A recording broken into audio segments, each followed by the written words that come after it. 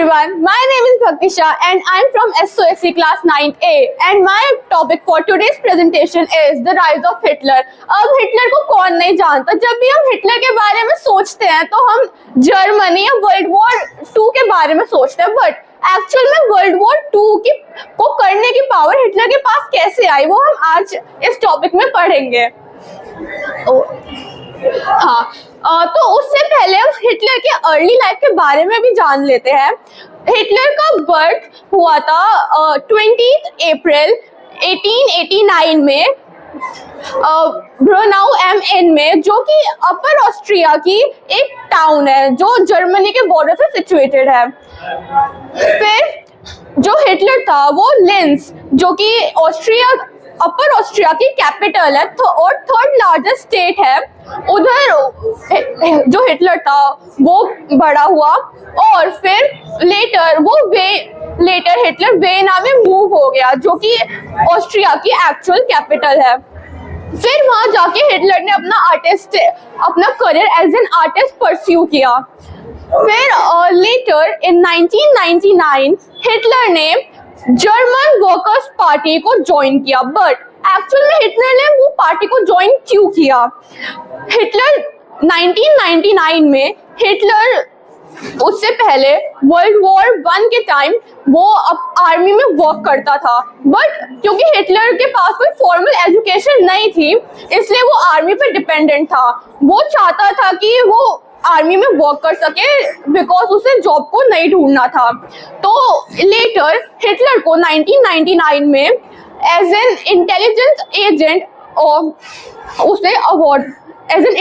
Agent उसे पद मिला।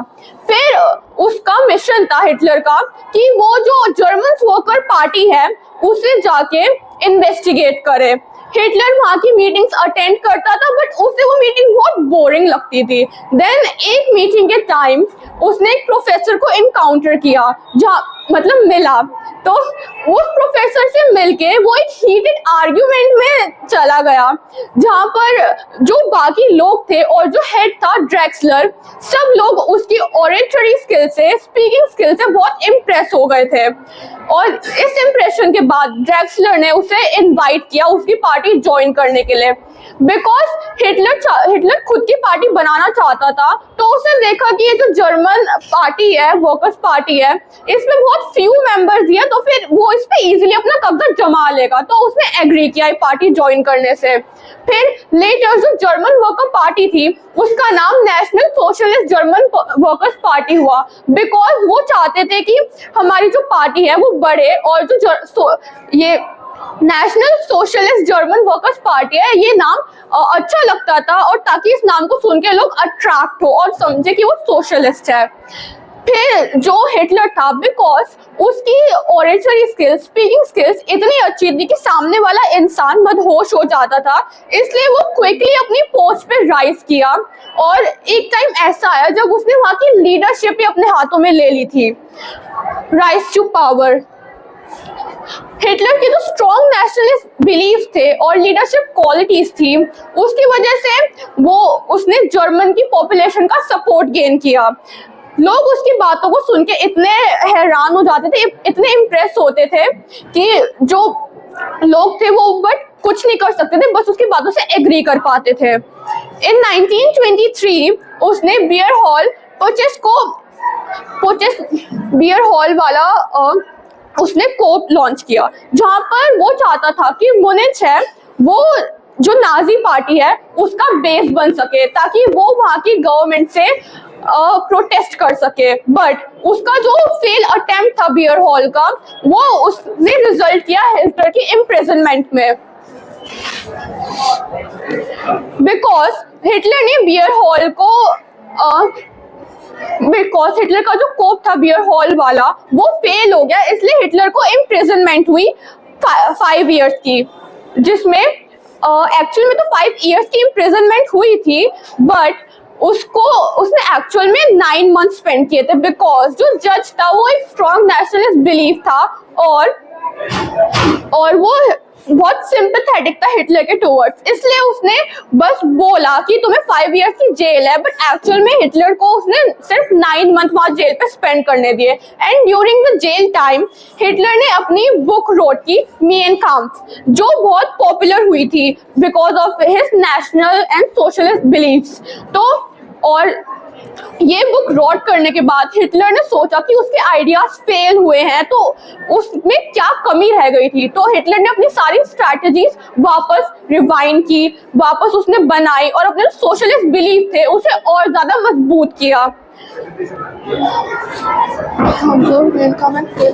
रीऑर्गेनाइजेशन 1924 में हिटलर के रिलीज के बाद उसने जो नेशनल वर्कर पार्टी थी, नाजी पार्टी थी, उसे वापस से बिल्ड किया।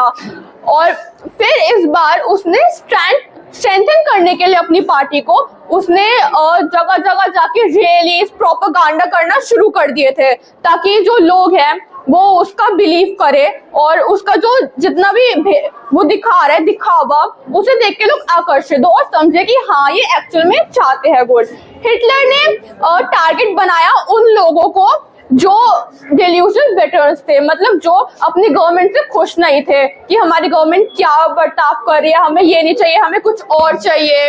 अनएम्प्लॉयमेंट वर्कर्स का हिटलर ने एडवांटेज लिया और जो इंडिविजुअल थे जिनका गवर्नमेंट से पूरा विश्वास हट चुका था, हिटलर ने इन सबका एडवांटेज लिया और सबका सपोर्ट गेन किया।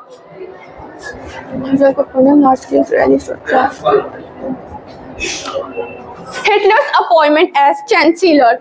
On January 30, 1933, Hitler was appointed as the Chancellor of Germany because at that time जो नाजी पार्टी थी वो बहुत पॉपुलैरिटी गेन कर चुकी थी और बिकॉज हिटलर उसका एज ए लीडर रिप्रेजेंट करता था, इसलिए जो जर्मनी थी उसने हिटलर को एज ए चांसलर अपॉइंट किया। और इस चांसलर अपॉइंटमेंट की वजह से हिटलर के पास बहुत सारे चांसेस ओपन हुए जिससे वो अपनी पार्टी बढ़ा सके और लोगों को अपने कब्जे में और कर सके, अपनी पावर बढ़ा सके। Steps to undermine democracy. उसने बहुत सारे चेंजेस किए, उसने अपने जो अपोनेंट्स थे पॉलिटिकल उन्हें टारगेट करना शुरू किया, उन्हें ऑप्रेस किया और उसने इवन जो लॉ थे माइनॉरिटी ग्रुप्स थे उनके अगेंस्ट डिस्क्रिमिनेटरी लॉ निकाला कि वो चाहता था कि माइनॉरिटी ग्रुप अब जर्मनी में ना रहे, बस आर्यन ग्रुप का राज हो उधर।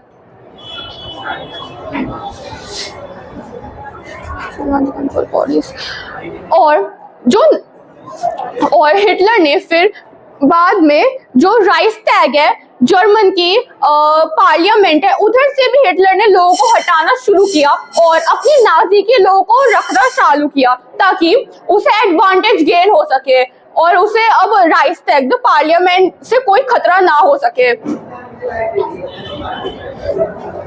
हिटलर ने फिर मार्च 23, 1933 में हिटलर ने एक एक्ट निकाला जिसमें कि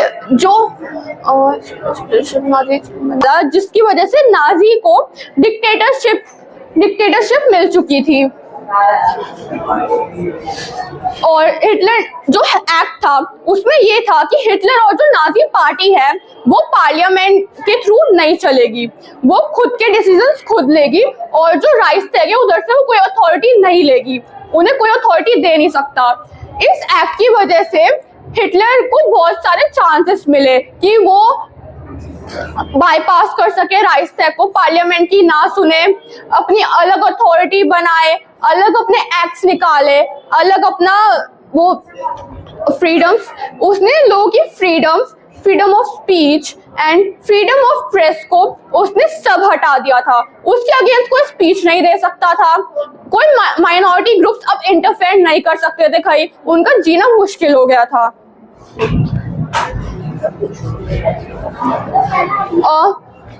और इस एक्ट के कारण हिटलर के पास एक डिक्टेटर की पावर आ चुकी थी जिससे वो कंट्री पे डिक्टेटरशिप अपनी जमा सके और इस पावर के जरिए उसने जितने भी उसके पॉलिटिकल रिबेल्स थे, दुश्मन थे, उन सबको सप्रेस किया।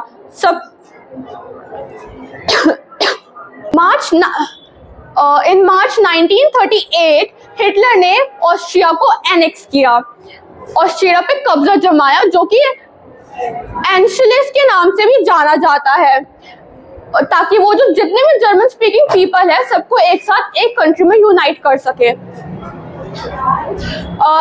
ऑस्ट्रिया के एनेक्सेशन के बाद हिटलर ने परस्यू किया कि वो अपनी टेरिटरी और बढ़ाना चाह रहा था। वो चाहता था कि उसके पास लिविंग लैंड हो जहाँ पर बस उसका और जो आर्यन ग्रुप है उसका राज हो।